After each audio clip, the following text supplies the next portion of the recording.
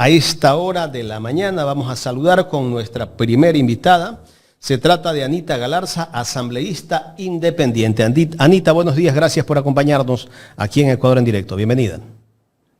Sí, buenos días, les escucho bien. Gracias por la invitación a este espacio. Perfecto, ahí. Muy bien. Anita, de tanto que en estos últimos días hemos tenido noticias no tan buenas para el país. Lo último que se dio la semana pasada, que justamente fue lo de Esmeraldas. Antes de eso, el tema de la prohibición de uso de celulares el día de las elecciones. Y que parece ser que el Consejo Nacional Electoral está cumpliendo ciertas órdenes del Ejecutivo. ¿O cómo interpretar todo esto? Bueno, el ministro de la Gasca había mencionado que aparentemente habrían denuncias de que se les obligaba a personas a votar por cierta candidatura y que tenían que indicar la foto y que por eso era importante que el Consejo Nacional Electoral prohibiera que se tome fotos a las papeletas de votación. Posteriormente, el Consejo Nacional Electoral hace un informe y una votación para prohibir que se tomen las fotos de las papeletas de votación, pero también prohíbe los celulares en el momento del escrutinio. El escrutinio es el momento donde están contando los votos, es decir, donde ya se ha votado. Entonces, si esto nace a partir de que supuestamente habrían presiones para que se vote de cierta manera y que se indique la foto, ¿por qué también se prohíbe que tengan celulares en el momento del escrutinio? Si es que ahí ya se habría terminado de votar, o sea, cuando ya inicia el escrutinio es porque ya se cerró el momento de votaciones. También el comunicado dice que los delegados sí pueden tener sus teléfonos móviles, los delegados de control electoral de las organizaciones políticas, pero ya después que pase el escrutinio, ya después que pase el momento en el que votan. Me imagino que para que tengan la posibilidad de hacer las fotografías de las actas. Pero yo sí creo que para las dos organizaciones es importante que, por ejemplo, sí se permita que los delegados puedan utilizar el celular en el momento del escrutinio para, si es que se llega a dar algún tipo de anomalía en ese momento, si es que rayan papeletas llenas, si es que le rayan en una esquina ya es un voto anulado, o si es que empiezan a llenar las papeletas en blanco. Y para cualquiera de las dos organizaciones es muy importante que se pueda evidenciar si es que se llegase a dar algún tipo de anomalía. Porque yo soy una demócrata, yo creo que la voluntad ciudadana de la mayoría siempre tiene que ser respetada, me gusta o no me gusta el resultado, eso es la democracia. Por supuesto. Pero si es que no podemos evidenciar algún tipo de anomalía, no estaríamos viviendo una verdadera democracia, sino permitiríamos elecciones amañadas, permitiríamos elecciones amarradas.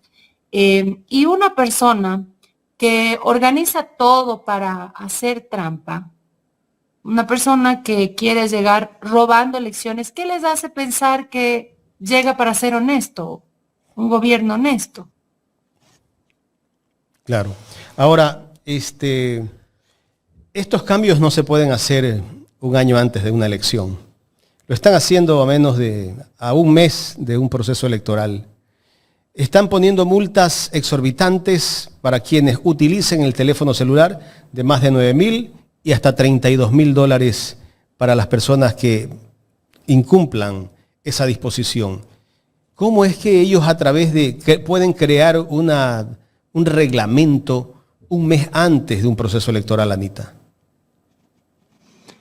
Bueno, un reglamento nunca está por sobre una ley, y en este caso tenemos el Código de la Democracia y la Constitución. Y la norma es muy clara y dice que el Código de la Democracia no podrá ser modificado un año antes de que se realicen las elecciones. No puedes cambiar las reglas del juego durante el juego, es decir, estoy perdiendo, entonces voy a hacer las reglas del juego a mi favor para que yo sea beneficiado. O sea, eso es una sapería digna de un sapito.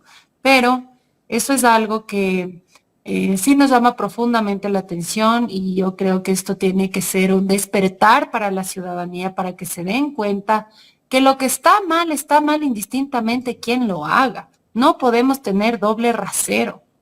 El doble rasero es medir lo mismo de diferente vara según quien lo cometa. Esto no es correcto, no está bien, porque esto deja una duda de opacidad. Ahora, nada más que invitarle a la gente a que acuda el día del proceso democrático masivamente, que decidan conscientemente, de una forma responsable, de una forma racional, dejando a un lado las emociones, porque el país ya no soporta votaciones emocionales, por afectos o desafectos. El país necesita, implora votaciones racionales que le permitan tener soluciones a las problemáticas que vivimos. Usted vaya a un hospital, no hay nada, nada. Veo a un delegado del gobierno diciendo que hay el 70% de las cosas en los hospitales. Yo no sé en qué mundo cuáquer vive, pero en la vida real eso no es así.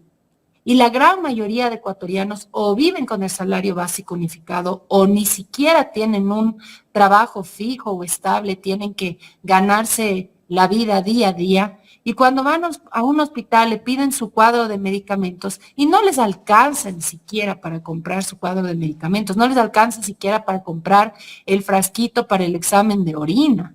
Literal, yo lo he visto.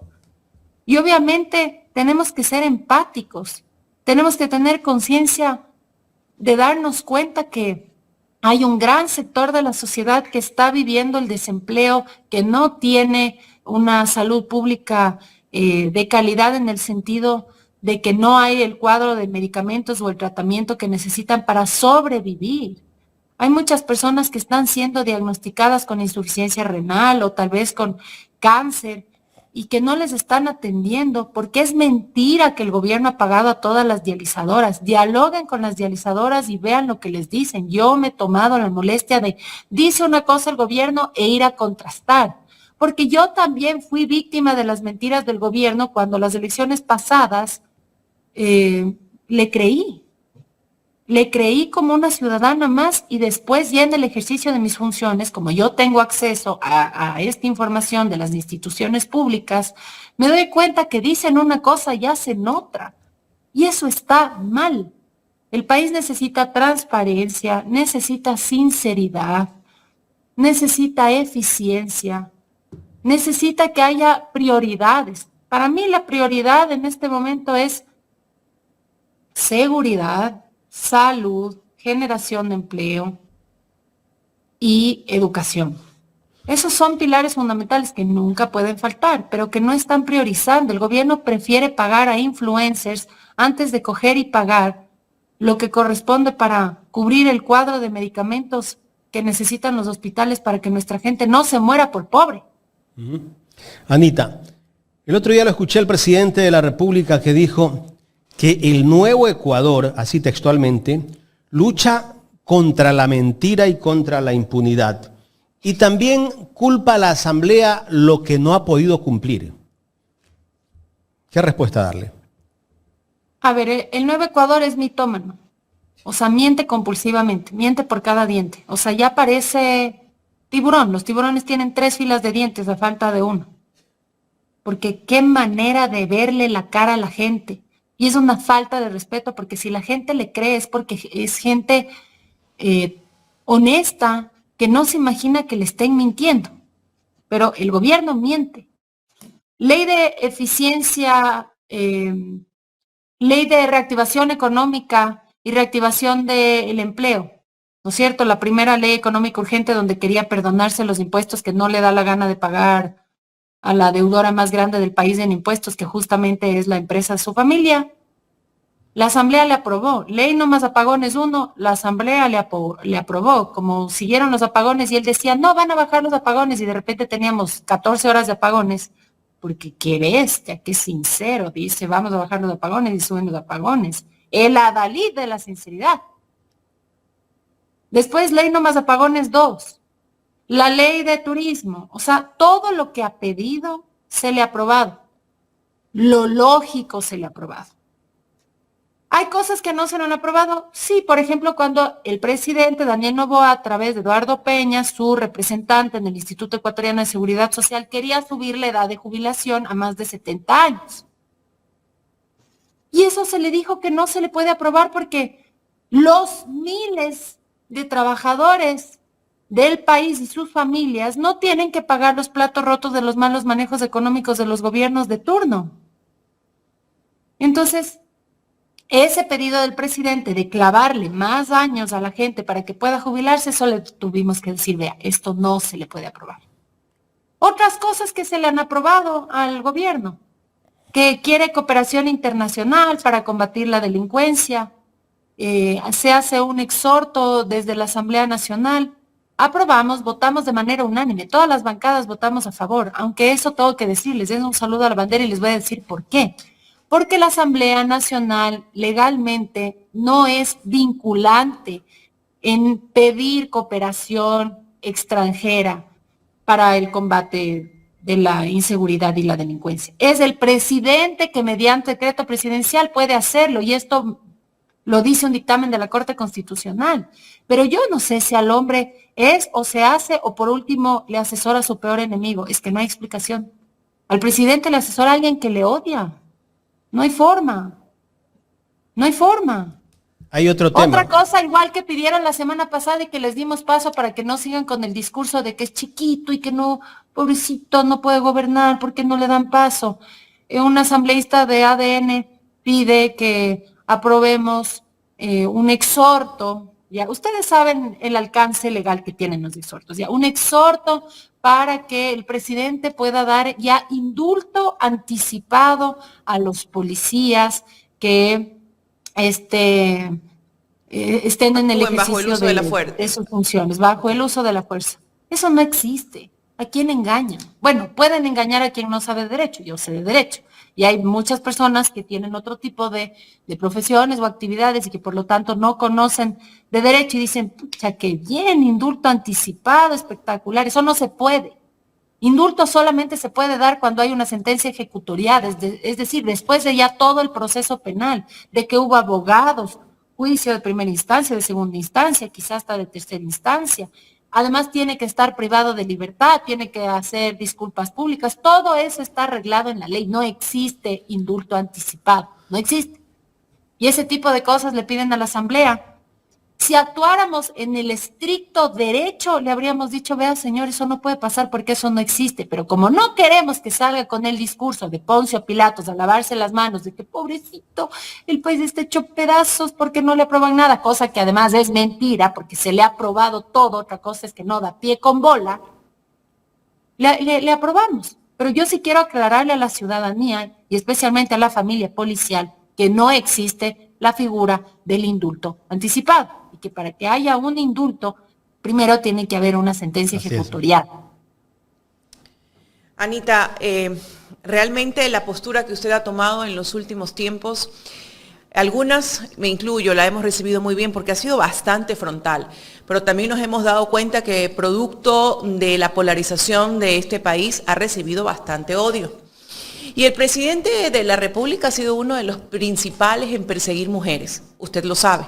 De hecho, yo creo que usted a través de terceros, de pronto no directamente él, también ha sido víctima de persecución, incluso corchando su candidatura.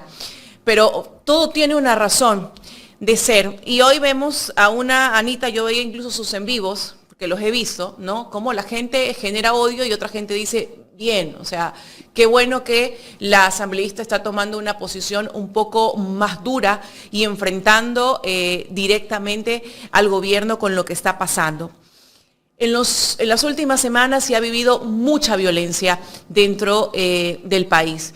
Y empezando por la que hemos venido viendo con el tema de la vicepresidenta. La semana pasada vimos la exposición de la ex esposa del presidente Daniel Noboa, Gabriela Golban. ¿Cuál es tu posición frente a esto como mujer, dado que, como usted lo acaba de decir, hay que votar sin odios, hay que votar con conciencia y tenemos la posibilidad, o hay la posibilidad, de que haya una presidenta mujer? Yo siempre he dicho que lo que está bien y lo que está mal está mal. Yo no tengo doble rasero, yo siempre he sido frontal, siempre. La primera vez que fui asambleísta fui frontal y mis denuncias terminaron con muchas, con sentenciados. Ahí está Iván Espinel, etcétera, etcétera. Y la verdad es que yo en este punto de mi vida estoy muy curtida. Yo sobreviví a un Latin King, a Ronnie Aliad. ¿Y saben por qué me persiguieron en ese momento a sabiendas de que era mentira lo que me estaban diciendo y me estaban montando? Pero como todo en la vida da vueltas y de la justicia divina nadie se escapa. La verdad es la verdad y es una sola. A mí eso en la vida me curtió. Yo a lo único que le tengo miedo es a que mi país no avance. No me gusta la opacidad. No me gusta la injusticia social. Me molesta que nos quieran engañar, que nos digan una cosa cuando la realidad es otra. Si antes me molestaba eso, ¿por qué me piden que ahora me haga la loca? Yo no soy correísta. Imagínense que el novoísmo me ha pedido literal que deje que este gobierno robe y que solamente me enfoque en lo que ha pasado antes. Verán, mi trabajo es fiscalizar y legislar. ¿Quién te ha Ese es mi pedido eso, trabajo. Anita? ¿Quién ha tenido la audacia de pedirte eso? Algunos seguidores del actual régimen que dicen, pero Anita, es que, ¿cómo va a fiscalizar lo del campo Sacha? Y ¿cómo que cómo voy a fiscalizar el campo Sacha? Porque es mi trabajo fiscalizar.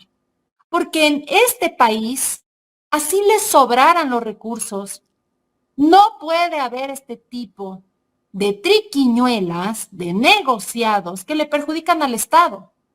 Lo de Campo Sacha no tiene nombre, un nombre que se pueda decir tranquilamente, porque nombres tiene, pero son calificativos tan fuertes que realmente no podría decirlos. Miren, lo del Campo Sacha es que a la empresa privada, estos son 10 dedos, ¿verdad? Y le daban esto a la empresa privada, 8 de los 10 dedos. Y de los 10 dedos se quedaban 2 para 16 millones de ecuatorianos. O sea, para una empresa, el 80% de lo que produce el Campo Sacha y para 16 millones de ecuatorianos, el 12, casi Anita, 13%. con O sea, toda de la verdad nos parece que eso es beneficioso para el país. Y qué vergüenza que haya gente que defienda eso, de verdad. El fanatismo político les está cegando, les está quitando objetividad. Yo creo que el Ecuador somos todos. Y si antes no nos gustaba que hagan este tipo de cosas, ¿por qué ahora miden con distinta vara y quieren o le permiten que este gobierno le robe a 16 millones de ecuatorianos? Ya me respondió lo que le iba a preguntar, pero en todo caso, en este momento se está pidiendo o se está tratando de traficar con la conciencia de políticos, de activistas, de influencers. ¿Se está viviendo ese momento dentro de la Asamblea, por ejemplo? Bueno, en la Asamblea Nacional cada uno tendrá que responder por sus actuaciones. Yo soy una persona que realmente me caracterizo por ser objetiva. Ustedes se han de haber dado cuenta que el tiempo siempre ha terminado dándome la razón y que claro, a veces las verdades son bien incómodas. Y cuando decimos verdades incómodas, va a haber alguien que reaccione de la forma en la que yo he tenido que afrontar esos achaques. Y como yo les decía, yo estoy curtida y yo me siento tranquila porque sé que estoy hablando con la verdad. Me siento tranquila porque sé que estoy del lado correcto de la historia. Me siento tranquila porque no me hago de la vista gorda cuando veo que hay tantas necesidades en la gran mayoría de ecuatorianos, que son personas que realmente necesitan un sistema de salud público, necesitan educación pública, necesitan obra pública, porque no han nacido en cuna de oro, porque no han heredado un imperio. Ya, tenemos que tener empatía y no por el hecho de que tal vez nosotros estemos bien, eso no significa que no tengamos que condolernos en cambio de lo que está pasando mucha gente. Y yo solamente les digo, en abril, yo no les puedo decir por quién votar porque además a mí la ley me lo prohíbe y a diferencia de cierto personaje o personajito, yo sí tengo que respetar la ley. Todos deberíamos respetar la ley. Yo lo único que les digo es que si quieren que las cosas se mantengan tal y como están, decidan de cierta forma. Y si quieren que haya un cambio o una mejoría, decidan de cierta forma. Ya queda en manos de la ciudadanía y de su responsabilidad, no solo derecho, porque decimos yo tengo derecho a una democracia, derecho al voto. El voto es una responsabilidad, porque somos nosotros quienes elegimos a nuestras autoridades. Somos nosotros quienes armamos la Asamblea Nacional. Somos nosotros quienes hacemos un consejo municipal, elegimos autoridades de los gobiernos seccionales. Entonces, tengamos esa conciencia de que si le vamos a entregar la responsabilidad en democracia representativa a cierta persona, sea una persona que represente esa empatía con las necesidades del país y no solamente una persona que quiera simplemente superar en millones al abuelito a costa de encargarle los negocios a través de terceras personas o empresas a la tía. O sea, ya les decía, Campos Hacha más del 80% al privado y casi el 13% para 16 millones de ecuatorianos. ¿Dónde es eso ganar? Por si acaso, yo no soy contraria a la inversión público-privada, a las alianzas público-privadas. Las concesiones bien hechas dan buenos resultados para el país. Miremos, por ejemplo, las vías de Panavial, las vías. Yo voy a Ambato, Quito siempre, porque yo vivo en Ambato, trabajo en Quito, están muy bien, esa es una concesión a una empresa privada para que estén súper bien las vías, está todo bien, y es un ganar. Pero lo de Sacha era una sapería que no es ningún triunfo de la clase política que se haya echado para atrás cierto personajito. Esto es un triunfo de la presión social que se dio en redes sociales para evitar que cierta familia se siga clavando contratos con el Estado, haciéndose ellos más ricos y haciendo que el pobre sea más pobre. Anita, antes de darle paso al licenciado de la Cruz, ¿el Consejo Nacional Electoral está actuando democráticamente en derecho? ¿Tú crees que va a ser respetar la elección popular? No solamente hablamos del hecho de que nos quieren prohibir el llevar celulares, sino que incluso el presidente dijo que las personas que no podían ir a sufragar debido a los inviernos, pues no se las iba a multar, ¿no? ¿Cómo ves tú el Consejo Nacional Electoral que está dirigido por la señora Tamaí, que ya debió de haber sido a su casa? La Constitución dice que el voto es obligatorio. Entonces, yo creo que esa propuesta de que en los lugares donde hay inundaciones no sea obligatorio el voto no va a pasar porque la Constitución dice que el voto es obligatorio. Entonces, no creo que el Consejo Nacional Electoral se atreva tanto, porque incluso la Corte Constitucional podría hacer un control sobre eso y eso hasta podría acarrear sanciones bien graves en contra de los consejeros del Consejo Nacional Electoral que decidiesen algo extremadamente inconstitucional.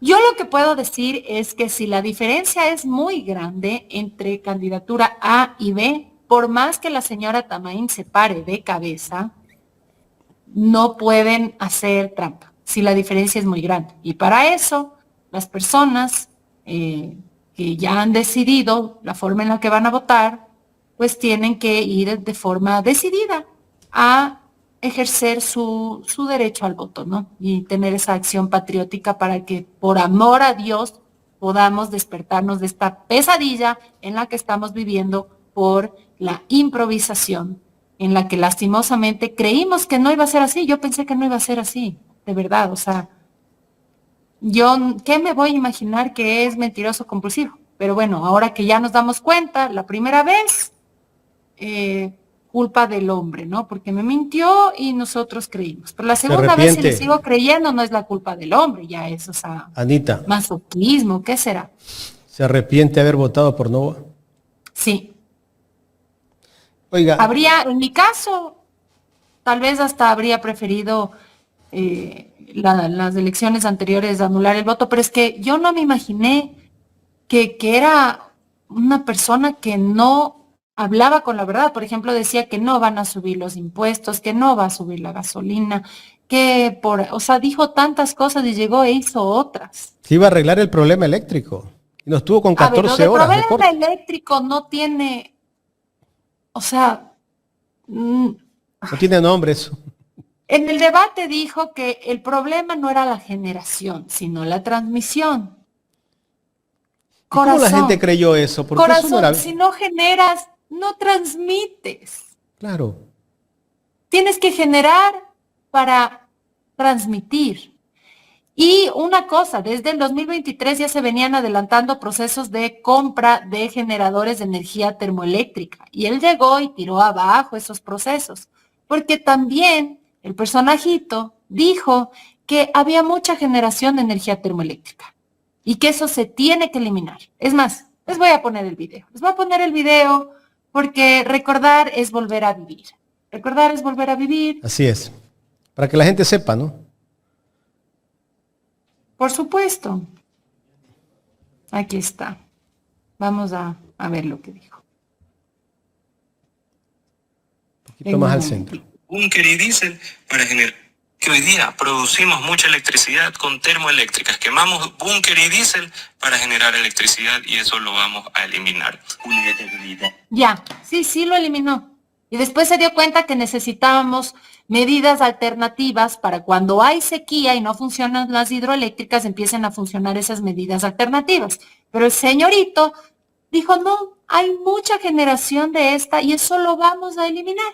Después, cuando se da cuenta que necesitaba esas alternativas de generación de energía eléctrica, deciden hacer la contratación de motores de generación de energía termoeléctrica con una empresa llamada Progen y pagan por motores de generación de energía termoeléctrica al valor de nuevos, pero Progen les manda unos que no eran nuevos, les manda solo pintados y les manda incompletos. Chorreando aceite, ¿Ya? decía alguien. Y no podían instalar porque no servían. Y también se les advirtió que no hagan eso. Y no hicieron caso. Ojo, lo de los chalecos es otra cosa terrible. Es mentira lo que dice el ministro, que no conocía que la empresa constaba con impedimentos legales. ¿Por qué le digo que es mentira? Porque yo, en mi calidad de asambleísta, desde mi DTS con firma electrónica a través de la Asamblea Nacional, le advertí a Sercop y también hasta de manera pública le advertí al ministro Lofredo. Y sin embargo, se empecinaron en que se tenían que comprar estos chalecos y estos chalecos no cumplen con las especificaciones técnicas para poder cuidar de la vida de nuestras Fuerzas Armadas si es que llegan a enfrentarse en un enfrentamiento armado con armas de altísimo calibre. Entonces, ¿cómo es posible que este gobierno le envíe a nuestras Fuerzas Armadas como carne de cañón, como que fuese una ruleta rusa donde unos chalecos sí valen porque están mezclados entre los que sí valen con los que no valen? ¿Cómo es posible que este gobierno envíe a nuestras Fuerzas Armadas como carne de cañón a enfrentarse a las mafias? Y no digan que no sabían, porque se los advertí el año anterior. Y ahora sale el ministro a decir, sí, yo no tenía una bola de cristal y además esto hacen porque es de época electoral. Ministro, el año anterior no era época electoral. El año anterior no era época electoral. ¿Qué les cuesta hacer bien las cosas? Y contrataron con una empresa que ya estaba incumplida. Contrataron con una empresa que ya estaba incumplida y yo tengo el documento que le mandé a Sercop diciéndole Sercop va a contratar con una empresa incumplida. ¿Y sabe quién a mí me dio la información de todo lo que estaba pasando? Desde el interior de las Fuerzas Armadas. Vinieron desesperados y me dijeron, asambleísta, ayúdenos, nosotros no podemos decir nada, no queremos que nos manden como carne de cañón con esto que no cumple con las especificaciones técnicas. Obviamente no podemos decir nada porque si no nuestro superior acaba nuestra carrera militar, el superior del superior y el superior del superior y termina con el presidente a la cabeza. Ayúdenos, visibilice esto, envíe los oficios pertinentes para que si nos van a dar chalecos, que sean chalecos que cuiden de nuestras vidas y cascos que cuiden de nuestras vidas, incluso si es que nos enfrentamos a armamento de alto calibre. Y eso fue lo que hice, pero el ministerio decidió hacer caso omiso. Y eso está mal. Si antes estuvo mal que no se haga caso a las advertencias, por ejemplo, de los DRU, estuvo mal y pusieron el grito en el cielo. Y ahora, los que pusieron el grito en el cielo en ese entonces, ¿por qué se hacen, como dice Shakira, bruto, ciego, sordo, mudo? ¿Por qué? ¿Por qué ese doble rasero? ¿Usted cree que hay gato encerrado en este contrato? Pues no, pero obvio que sí. Obvio que sí. Porque si ya te dicen que la empresa no cumple con los requerimientos legales, Sercop nuevamente hace una convocatoria y se contrata a la que cumple con las especificaciones legales. ¿Por qué emperrarse con una que tiene impedimentos legales? ¿Para qué? ¿Por qué? Anita, me gustaría pasar a un tema, no sé si lo podamos tratar, el caso Petronovoa, que ha sido público lo que ha ocurrido en este caso y el presidente y el gobierno casi guarda silencio y poca difusión tiene este caso, ¿no? Una empresa que pertenece al hermano del presidente de la República y que en poco tiempo le dieron los códigos para que pueda comercializar combustibles y le dan un cupo de 90.000 galones con subsidio, pero sin embargo le terminan entregando, me parece, 4 millones de galones de diésel. Sí, bueno, Petronovoa es el caso donde presuntamente está involucrado el hermano del presidente de la República. En este momento voy a decir todo presunto porque las presunciones siempre tienen que estar manifiestas mientras no hay una sentencia ejecutoriada, ¿no? En este momento esto se encuentra investigado por parte de la Fiscalía. ¿En qué consiste? Que a días de ser ya posesionado el presidente de la República, el hermanito menor, se hace pide, ¿no es cierto?, a los organismos estatales que le den los permisos para tener su gasolinera y para que le den el combustible subsidiado. El combustible subsidiado obviamente cuesta mucho menos que el diésel industrial.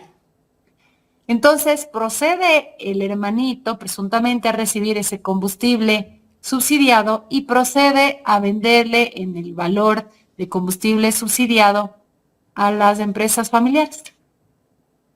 En vez de que las empresas familiares paguen, como paga cualquier otra industria, el valor legal del diésel industrial, no, esa familia no solo que no paga impuestos, sino que además, como son pobrecitos, usted sabe, familia Novoa, pobrecitos, no les alcanza para pagar lo que realmente le correspondería pagar, compra diésel industrial a valor de diésel subsidiado.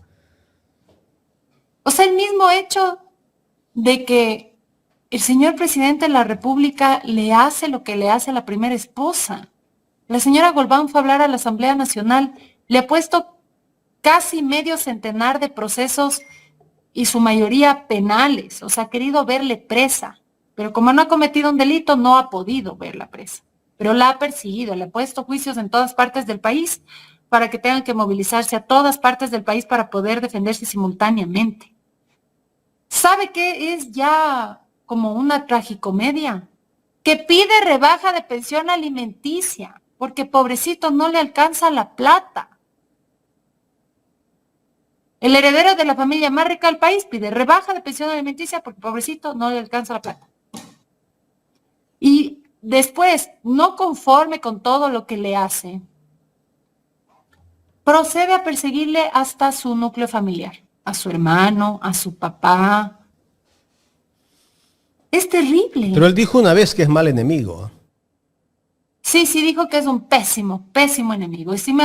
Imagínese una persona que en vez de ponerse a gobernar, ¿no?, a ver de qué forma se le da medicinas a las personas para que nadie se muera porque no cuenta con los recursos económicos, que haya acceso a la educación para los jóvenes, que haya una reactivación económica para que se genere empleo, dedicándose a utilizar el poder para vengarse de la primera esposa porque no quiso soportar cachos.